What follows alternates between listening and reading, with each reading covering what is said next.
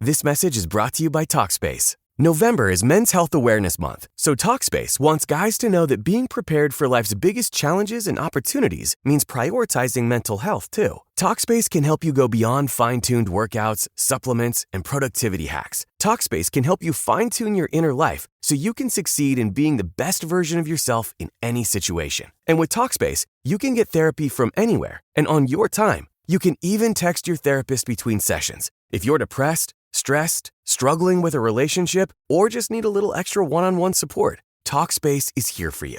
Plus, Talkspace takes most insurance, and most insured members have a $0 copay. Men's Health Awareness Month is the perfect time to reach out to Talkspace. Now, get $80 off your first month with promo code SPACE80 when you go to Talkspace.com. Match with a licensed therapist today at Talkspace.com and save $80 with code SPACE80 at Talkspace.com. That's Talkspace.com, promo code SPACE80.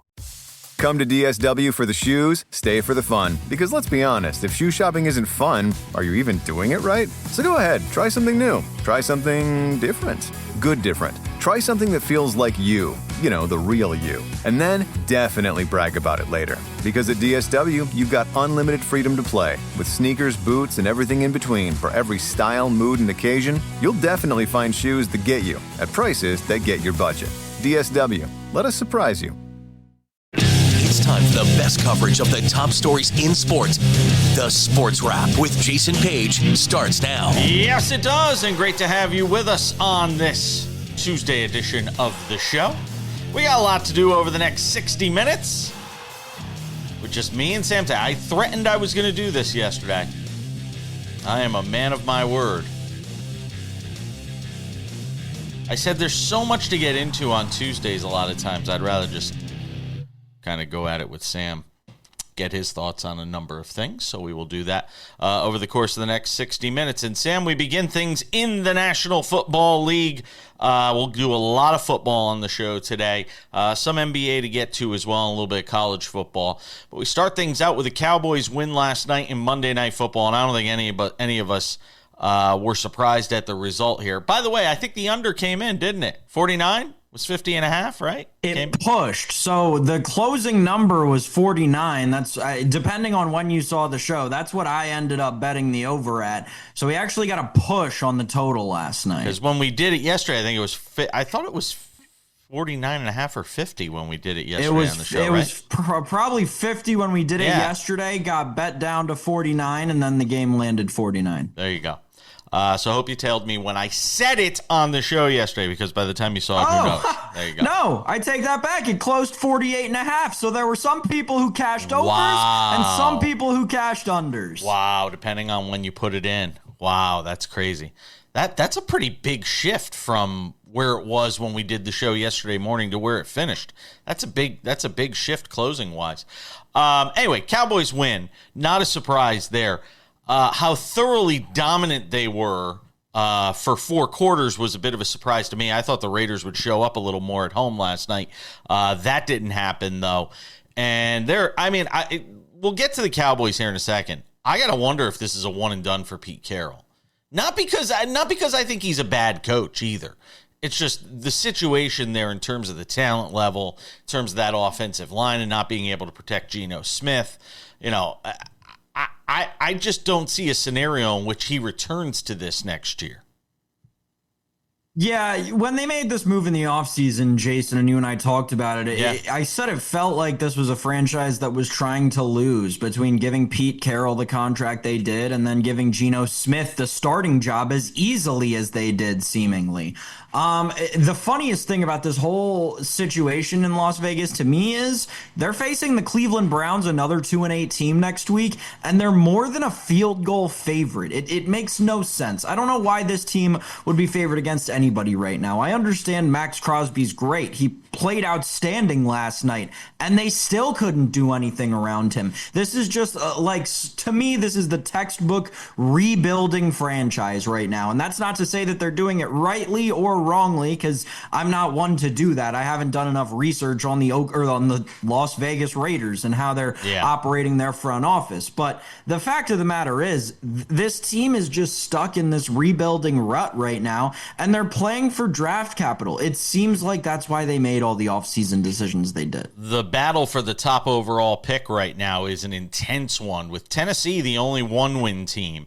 Then you've got the Raiders at 2-7, the Jets at 2-8, the Browns at 2-8, the Saints at 2-8, and the Giants at 2-9. And don't forget about the Commanders, who are 3-8, although I think it's an outside shot for them getting that top overall pick, considering Tennessee only has one win, and I can't see Tennessee getting more than one more win. But you could wind up with a whole bunch of teams. I don't think the Giants are going to finish at 2-9. I think they're probably going to steal a game or two here and there. So I'd be surprised if the Giants wound up getting the top overall pick, Sam.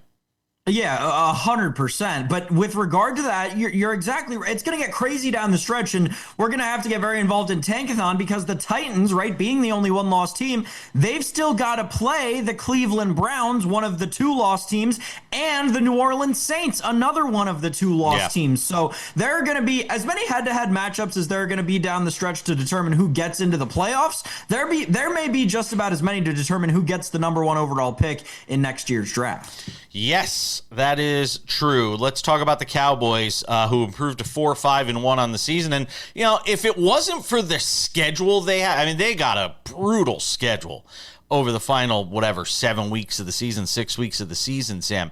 If not for that, I'd give them, at least a puncher's chance to try and steal a wild card spot. But, I mean, there's just no shot. There's no shot at all right now.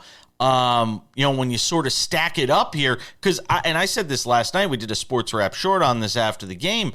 It's probably going to take 10, 11. Go and look right now at what it's going to take to make the playoffs as a wild card. Seattle 7-3, Green Bay 6-3-1, San Francisco 7-4. It's going to take 10 or 11 wins just to make the playoffs in the NFC, Sam. Yeah, the NFC East will have one playoff team, and it will be the winner of that division, and that will be the Philadelphia Eagles. The best case scenario over the next 7 games for the Dallas Cowboys is 3-4, and that's being incredibly generous. Yeah. You're probably looking at 2-5. So 3-4, add that to what they've got now. You're finishing 7-9-1. Yeah, that's I don't know. You got to get rid of everybody. You have to. What do you mean get rid of everybody? Who are you going to get rid of? They're not getting rid of Brian Schottenheimer. No, you have to reevaluate the Dak Prescott experience. Which they won't because Jerry Jones still owns the team. Dak's not the problem. The problem is the guy you just mentioned. That's the problem, and that's not going to change. And as long as that's not going to change, it doesn't matter what you do at the quarterback position or any other position for that matter, because you have a borderline madman running the organization right now in Jerry Jones. That's the problem. We all know that by now.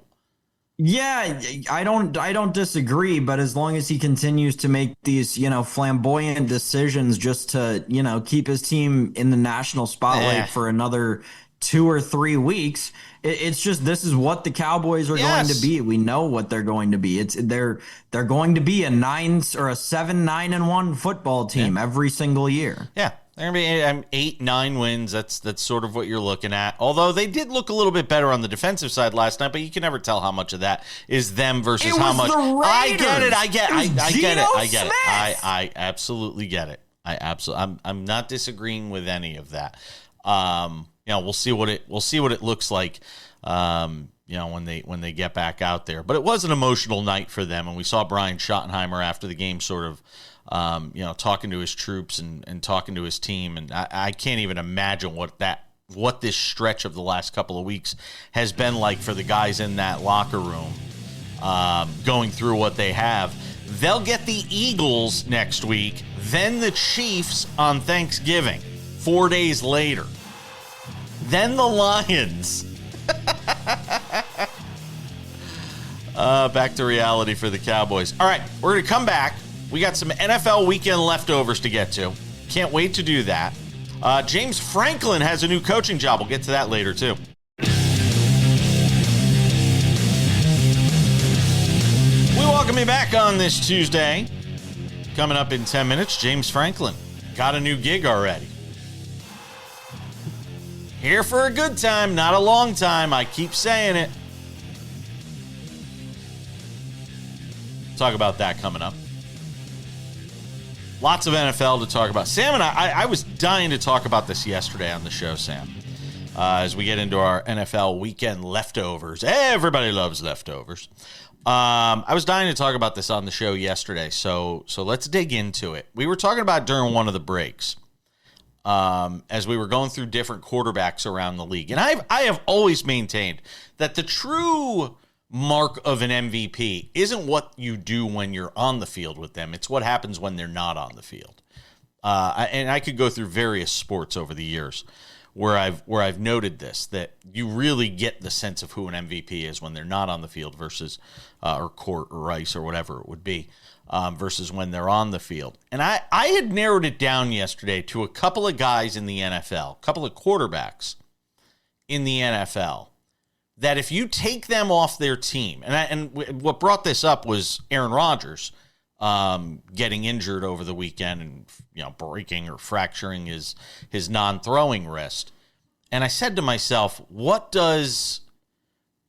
happens to that team if Aaron Rodgers gets hurt? Oh my God, they went and got him in the offseason, the wheels fall off. No, they were still really good in that game offensively with Mason Rudolph, and wound up getting a win anyway. And he was hurt in the third quarter, and the game was kind of out of hand at that point anyway. But it got me to thinking, which quarterbacks are truly indisposable, that if they go down, the season just falls apart for those teams? And I came up with two that really hit me off the top of my head. And it's, again, the mark of why these guys have been MVPs in the league. Josh Allen is a no-brainer to me. I said, if you take Josh Allen off the Bills, they're a 5-win team. If you do the same, and the other one I pointed to was Lamar Jackson. And I know you pointed out that they got to win with Snoop Huntley, but at the end of the day, if you tell them they got Snoop Huntley on the field for an entire 17-game season, that's probably a 5 or 6-win team. And so I started to ask you, and we started to toss it around during one of the breaks yesterday, which is always great when we do the show during the break and the audience doesn't get to see it.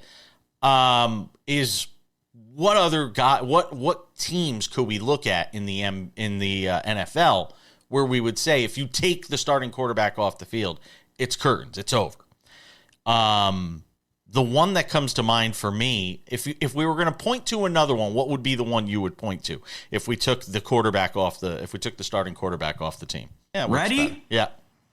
Bryce Young. It's Bryce Young. Bryce Young, as much as people will sit there and scream at their TVs right now and say, he's the Carolina Panthers quarterback, Bryce Young has the most game-winning drives of any quarterback in the NFL since 2023. More than Josh Allen, more than Patrick Mahomes. He's got more in his career than Joe Burrow has in his career. Bryce Young is sneaky one of the most clutch quarterbacks in the NFL right now. And the Carolina Panthers are above 500, a place they certainly would not be without the play of their quarterback. So yes, Jason, Bryce Young is a quarterback who would have a team crumbling around him if he weren't standing in the middle of it. Bryce Young is who I'm going with. The Panthers would not be any semblance of what they are now without the play that they've gotten out of their quarterback this year. You mean Andy Dalton couldn't do what Bryce Young... I can't even get through this sentence with a straight face. I know. 6-5. 6-5 on the season is Carolina, and very much in the mix for that NFC South right now. With Tampa Bay at 6-4, it is, and they basically stole one in Atlanta. They gave it up, and then they came back and stole one in Atlanta. Game-winning drive, and Bryce threw for almost 500 yards in that game, something astronomical like that. And that just goes to show you. Not to deviate too far from what I really wanted to talk about here, but I will for a moment. It just goes to show you how often we talk about quarterbacks in year one and year two. We give up on guys. I mean, the die had been cast on Bryce Young after year one. The idea that he just wasn't going to be it. He wasn't going to be able to be that guy. Not only has he been that guy, but as you pointed out, he's been clutch. And that just takes you back to, where this guy came from. What he did at Alabama, playing in all those big games, every game being sort of a must-win when you play it in Alabama, that you can't afford to lose more than one game in a season. Yeah. What bringing that to the NFL means for a guy. I give Bryce Young a ton of credit for what he's done. Can we think of another guy? We tossed around the idea of Baker Mayfield.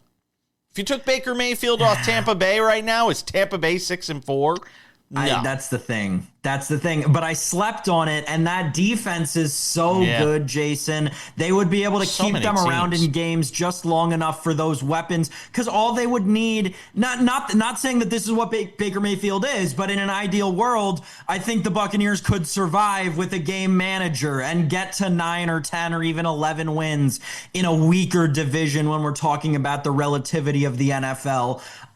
Baker Mayfield is one that I'm still on the fence about, but one that I said to you yesterday in the break, maybe not necessarily for his play on the field, but definitely for what he does in the locker room for that team, what just we can tell based on what gets out, has got to be Jalen Hurts. I mean, the reigning defending Super Bowl MVP. This isn't really that hard of an answer. This isn't some steaming hot take I'm giving you. But Jalen Hurts has managed this situation with the Eagles offense incredibly well this year. He's getting them to wins. He's somehow keeping everybody on the team. I know, and the run game has let them down maybe more than it ever has in his career this year specifically. Jalen Hurts is a guy who has definitely kind of kept the lid on that entire Philadelphia Eagles team, and I don't think gets enough credit for doing so. I'll give you another one, and you're going to disagree with me on this because I know how you feel about him. Justin Herbert. Look at what happens every time Justin Herbert gets hurt. Any year you take Justin Herbert off the field for that team, and they crumble. By the way, they're 3-0 in the division right now. The only unbeaten in that division. Just keep that in mind when we and look, I get it. They're still 2 back of Denver in the AFC West, but they're 3-0 in the division right now. Not a lot of undefeated by the team. Not a lot of undefeated teams in division. Here's the thing about Justin Herbert, right? And I get it. You think they'd get blown out if he didn't show up. They got blown out, and he did show up against a bad team this past weekend, Jason. James Franklin is a new job. Did he jump too quickly for this job at Virginia Tech? I want to talk about it as we continue on this Tuesday Sports Wrap.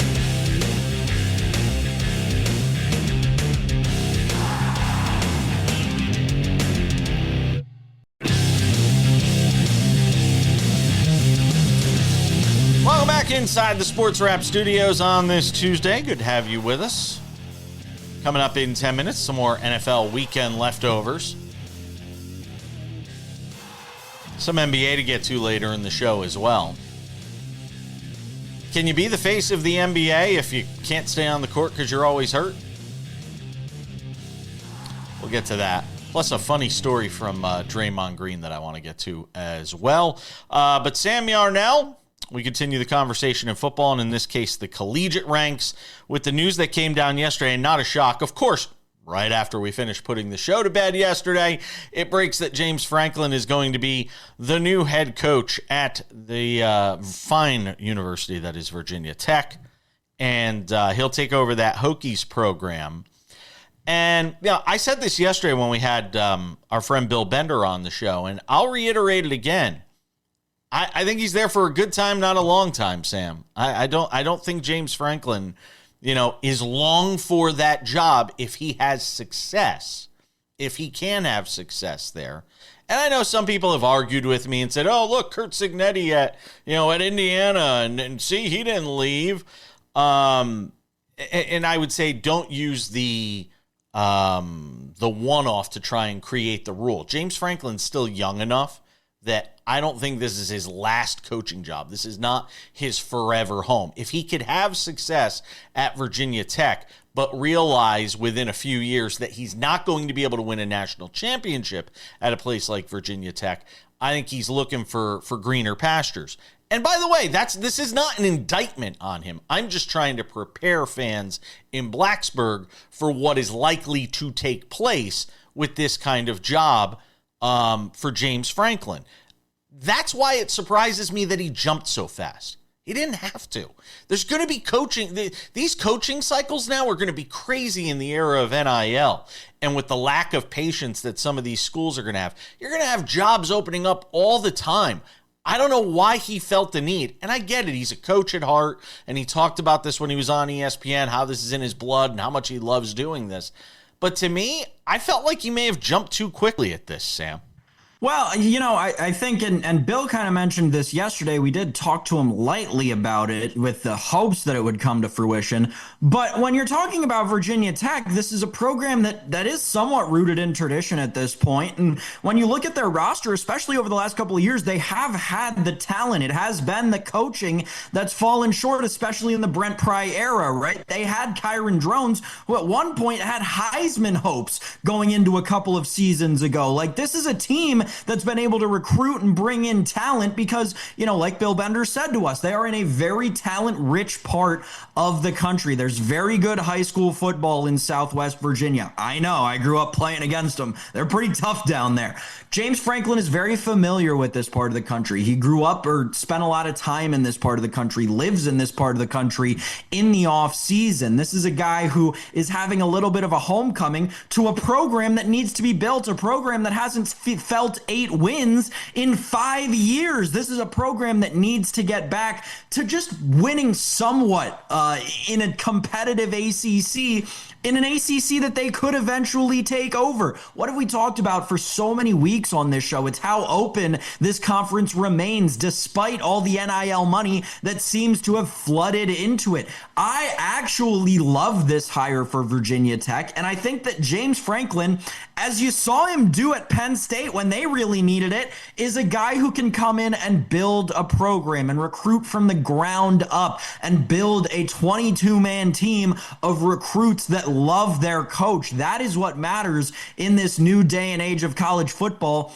With a program like Virginia Tech, it feels like a blank canvas, and I'm excited to see what James Franklin paints. But are they going to open up their pocketbooks? Because that also becomes part of the question now. If you're bringing in James Franklin and you're going to go pay him all this money and they've negotiated the buyout with Penn State and all that stuff, this means you also have to open up the checkbook when it comes to bringing in players. I mean, that's the era now of college football that we live in. And you have to convince those players to stay in Virginia as opposed to some of the hot spots around the country where they're going to be getting lured to. If I'm a coach who's going into a kid's room in Virginia to try and convince them to come and play at my school versus Virginia Tech, I say, well, look, this guy never won the big one. This guy can.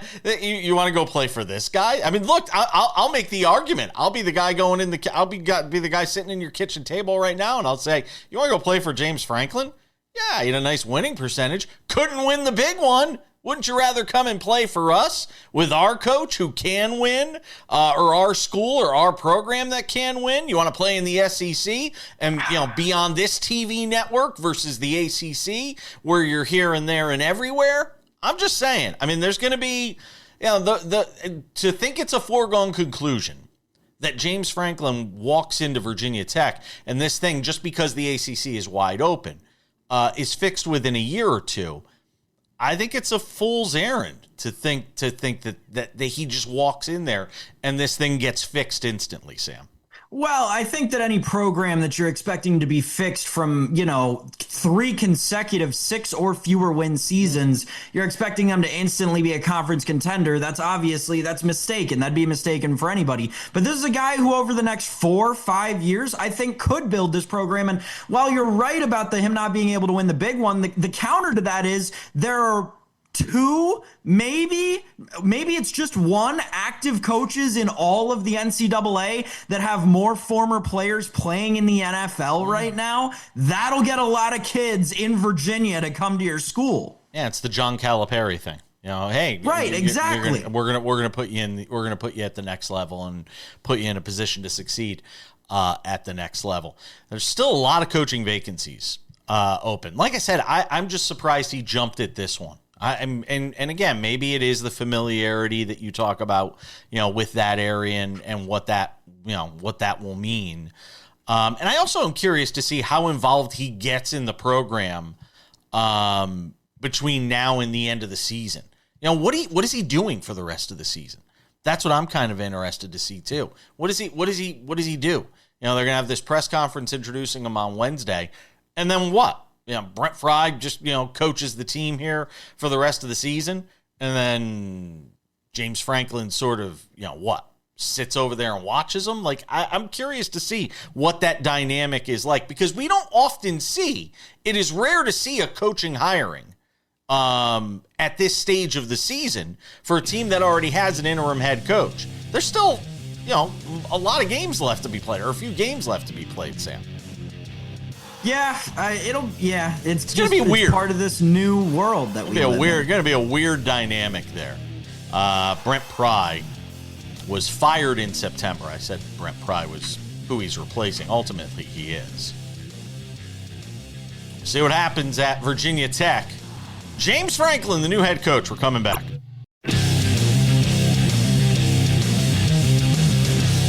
Coming up in 10 minutes, some NBA. He is amazing to watch when he's on the floor. And the problem is, he's not going to be on the floor for a few weeks. And we've said that now in each of his first 3 years in the league for some substantial period of time. I'll get to that coming up. Also, a funny Draymond Green story to tell you about as well. Sam, some more NFL weekend leftovers. I want to see how much we can run through and how fast we can run through it here from everything that took place in Week 11. And start right at the beginning with Miami winning again. Now 16-13, the final against Washington in overtime. And the Dolphins at 4-7, as much as we talk about what it's going to take to get into the postseason in the NFC, where it could be 10 or 11 wins, that ultimately is what it takes to get in the NFC. In the AFC, it's a much different story, Sam. We're 6-4 right now. You've got a couple of 4-loss teams there with the Chargers and Jaguars. And what we've seen at times from the Chargers this year doesn't necessarily instill a ton of confidence in me. Same for the Jaguars. The Texans at 5-5, the Chiefs at 5-5, the Ravens at 5-5, and then there are the Dolphins at 4-7, resurrecting their season here over the last couple of weeks, certainly keeping Mike McDaniel in play when you talk about being able to potentially keep his job there, Sam, with the Dolphins getting the win in Madrid. Yeah, the question in the AFC is going to come down to, can one of or both of the Chiefs and Ravens jump up into those two slots? The Ravens obviously into the Steelers spot, because only one team from the AFC North is going to make the playoffs. I wouldn't say that. I wouldn't necessarily say that. Steelers could be a wild card team. Their quarterback has a broken wrist. But he's not. He doesn't need that wrist. He doesn't need that wrist. Regardless, he's out this week. So then you're still okay. Either way, I think that there will be one AFC North playoff team. It will probably be the Baltimore Ravens. The question then becomes, can the Chiefs play better than the Jaguars or the Chargers down the stretch? One game better than the Jaguars or 2 games better than the Chargers down the stretch. And I don't know. I understand why Vegas is booking it the way they are. They have the Chiefs it's like a plus 170 for the Chiefs to miss the playoffs. I totally understand it. It is not out of the question that this team, that may just be too big of a hurdle for them to leap over. It certainly might be. By the way, the schedule for the Steelers the rest of the way: at the Bears, home for the Bills; at the Ravens, home for the Dolphins; at the Lions; at the Browns, home for the Ravens. Not an easy schedule. But again, they're already at 6. Is 9 wins going to be a wild card team in the AFC? Can I find 3 more wins on that schedule? Bears is a toss-up, even with Mason Rudolph. The Dolphins is a winnable game. The Browns is a winnable game. That gets you to 9. I'm just saying. I'm not saying it's a foregone conclusion. I'm just saying I wouldn't necessarily completely rule them out. As for the Dolphins at 4-7, and just looking at their schedule real quick here, the Dolphins have the Saints, 5 wins, the Jets, 6 wins, at the Steelers, toss-up, home for the Bengals, toss-up, maybe winnable, depending on whether Joe Burrow's back or not. Dolphins at Steelers on December 15th, Monday Night Football is not a toss-up. If it's Mason Rudolph? The Steelers will still win 17-0. The Tua Tagovailoa might throw for negative yards in that game. Then they have the Bengals, then the Buccaneers, then the Patriots. So I mean, they got to get to 9. Let's say 9 is the number to be in tiebreakers, right?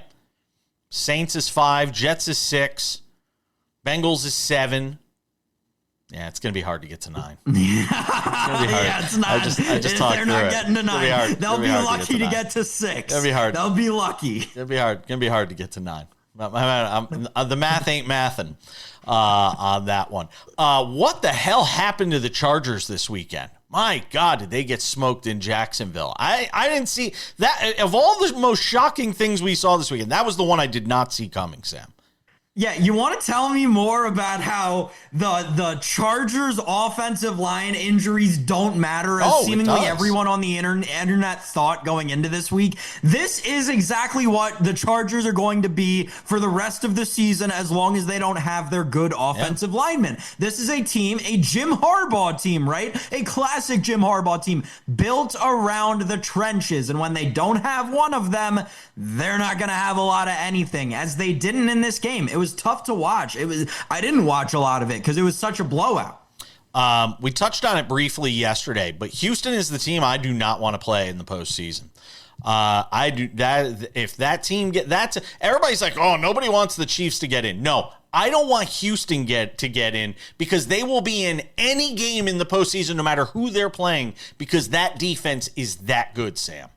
They were losing to the Titans at halftime. Yeah. Like, I get it, and I agree with you, and I have been a staunch supporter of this defense all season long. They were losing to the Titans at halftime.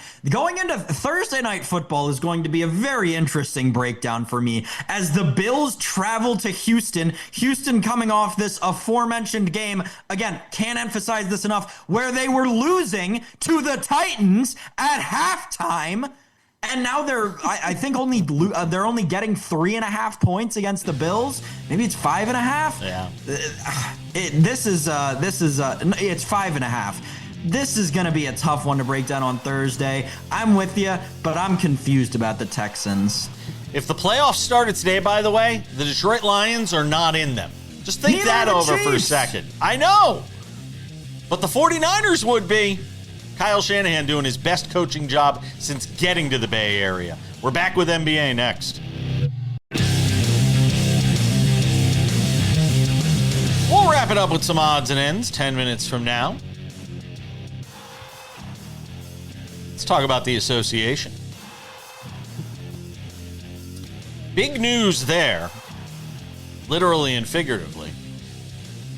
The NBA's 7'5" alien, the great Victor Wembanyama, is going to miss it. Sounds like a few weeks, according to Shams Charania over at ESPN, with a calf strain. And look, teams are always going to baby these calf strains, given what they can ultimately lead to.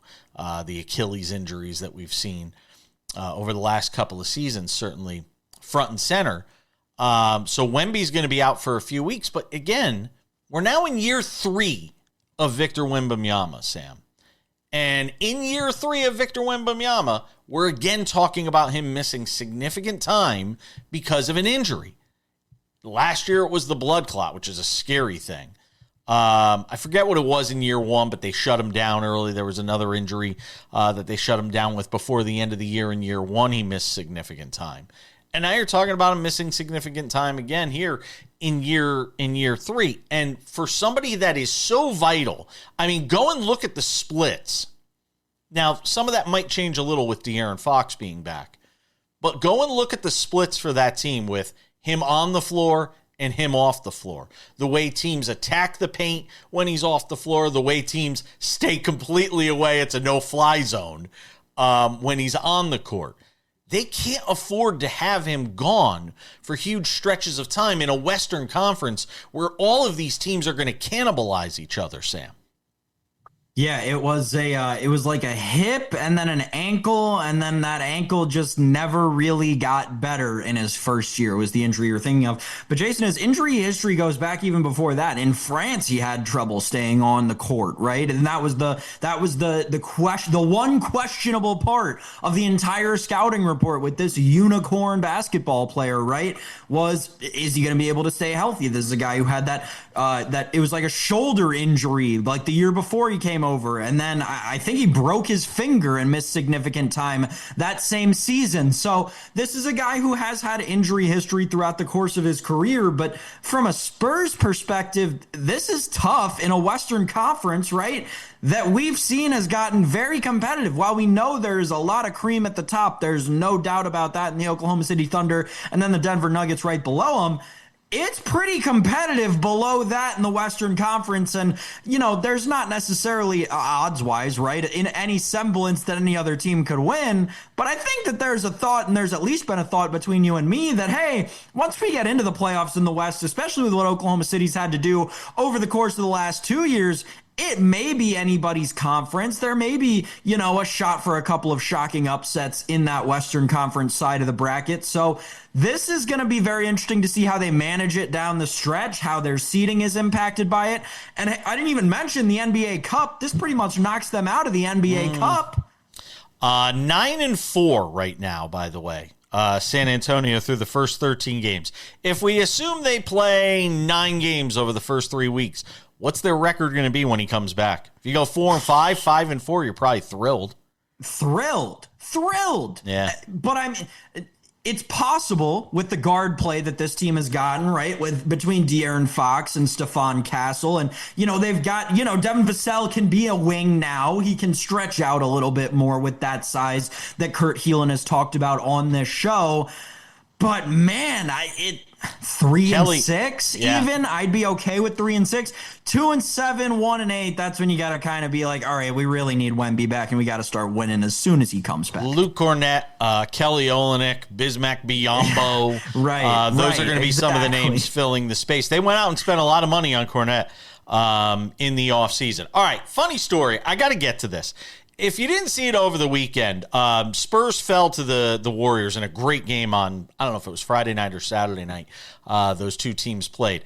In that game, there was an incident on the court with Draymond Green, shocking, and Victor Wembanyama. For people who didn't see it, here's the dunk.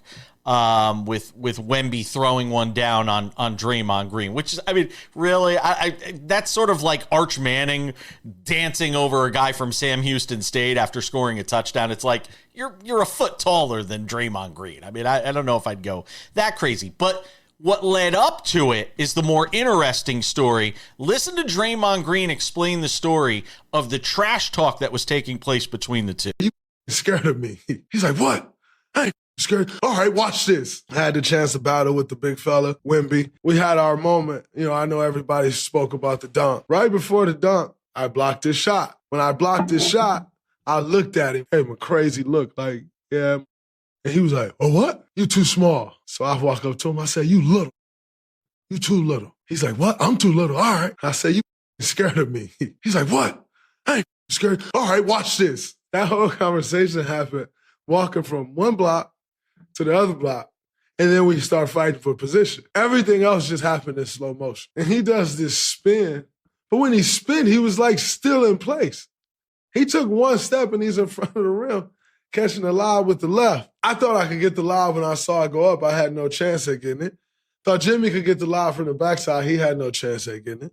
The only person that had a chance to get the lob was the guy who caught the lob, Wemby. Right after I told him, you scared of me. It's great. That's just great. And for all the things I say about Draymond, by the way, he's a terrific storyteller. He's going to have a phenomenal career. Like he will be, you know what's going to happen? He's going to replace Barkley. That's what's going to happen. Yeah, he's going to replace Barkley. That was my thought, too. He has a very inside the NBA style of being able to tell that kind of players-only story. He will fit very well in a broadcast studio one day. Yep. The numbers still aren't there, Draymond. They're still not. Odds and ends are right around the corner. another record for Alex Ovechkin, and a whole bunch more. Don't go anywhere. Just about time to put the wraps on this baby for a Tuesday. Tomorrow on the show, Kurt Heelan of Pro Basketball Talk at NBCSports.com. One of my best friends in this industry. Why? Because I bowled in a tournament this weekend out in Long Beach, California. Did pretty good. Finished 6th in my division. And Kurt actually came out, to my surprise and delight, and supported me. Had the pom-poms going and everything. It was great. So thanks to Kurt Heelan for dropping by. He'll be on the show tomorrow. We'll talk some NBA with him. Who knows who else may join us on tomorrow's program. Couple of reminders before we go. Sports Wrap with Jason Page, the podcast, available on all of your favorite podcasting platforms. Spotify, Apple Podcasts, YouTube Podcasts, iHeartRadio, TuneIn, Odyssey, Amazon. Anywhere you get a podcast, you can listen to this show Monday through Friday. It is there for you. 45 minutes, perfect while you're driving to work, on the treadmill, wherever you may be. The Sports Wrap with Jason Page YouTube channel. Look, if you are not subscribed yet, you don't know what you're missing. We have the show there Monday through Friday, commercial-free, 45 minutes. Boom. We also have Sports Wrap Shorts, which if you have not seen them yet, make sure to go and subscribe to the Sports Wrap with Jason Page YouTube channel. Sports Wrap Shorts, they're usually about a minute long. They're quick. You can get to them whenever a story breaks, a game ends that has something of consequence going on in it. We have Sports Wrap Shorts there for you. Sports Wrap Shorts also available on our TikTok channel. That would be Sports Wrap Jason Page. And our Instagram, Sports Wrap Jason Page. And without any further delay, ladies and gentlemen, on this Wednesday, time for some odds and ends. Odds and ends, Sam Yarnell. Let's start with Alex Ovechkin, who breaks another record. His 442nd goal inside the Capitals Arena, which right now is named Capital One Arena, appropriately enough. He also passes Gordie Howe for the most regular season goals scored at a single venue in NHL history, Sam Yarnell, with goal number 442, as the Capitals end a 2-game skid to try and gain some traction in the standings. Goal 903 for Alex Ovechkin, Sam Yarnell. Yeah, this is going to be a thing this season. Like every 3 or 5 goals he scores, there's going to be some new record that he breaks. And it's awesome. It's great. It's super cool that we are getting to witness this history, but just be ready for this to be a regular occurrence. It's going to happen once every couple weeks. Listen, I don't think he's going to get to 1,000, but the thought's got to cross his mind. I mean, Dennis Bernstein, who's our hockey guy, who comes on the show quite a bit. Dennis doesn't think he's going to want to play that long. It'd probably take not next year, but a little bit into the following season if he's healthy. And I believe his contract only runs through next year. It would be interesting to see, though, if he gets to 970 by the end of next year, which is, I believe, when his contract ends. If he's like 30 goals away and he's, the contract is coming up, I wouldn't write it off for, the Russian machine that never breaks to absolutely come back for one final swan song, try to put 30 biscuits in the basket and get to 1,000. To tennis, Carlos Alcaraz, one of his big bucket list items is to win the Davis Cup for Spain. It's not going to happen this year. The top-ranked player in the world said he's heartbroken to withdraw from the Davis Cup finals in Italy because of a hamstring injury. The decision made by doctors, ultimately, they told him, don't play. He said, I have an edema in my right. Who? Edema? Isn't that the singer? I'm so sorry to announce I won't be able to play for Spain in the Davis Cup in Bologna? It is pronounced Bologna, right? Not bologna, like the food. It's Bologna. I have an edema in my right hamstring, and the medical recommendation is not to compete. So, Carlos Alcaraz going to shut it down there at the Davis Cup Center. Yeah, why are we playing outdoor tennis in November? This was my first thought when I saw this. This makes no sense in the northern hemisphere to be playing outdoor tennis in November. Yeah, so I agree. Yeah, no love lost here. Why is this tournament going on right now? Makes no sense. That's a very good point. Last but not least, what is Cam Scatterboot doing? What are we doing? Come on! I mean, I get that this guy's the toast of the town. He had, 6 good games or 5 good games for the Giants, and we're crowning him with him and Jackson Dart, and it's wonderful. What are we doing in Madison Square Garden? Getting involved with wrestlers. And I'm sure, I know this stuff is all choreographed to a degree, and there probably was no serious risk of injury. The guy's rolling around on a boot. I mean, what are we doing, Sam Yarnow? He's already got the diamond grill on his lower mouth. You've played 6 games in the NFL. Can we earn it a little bit? I don't understand how he stood up.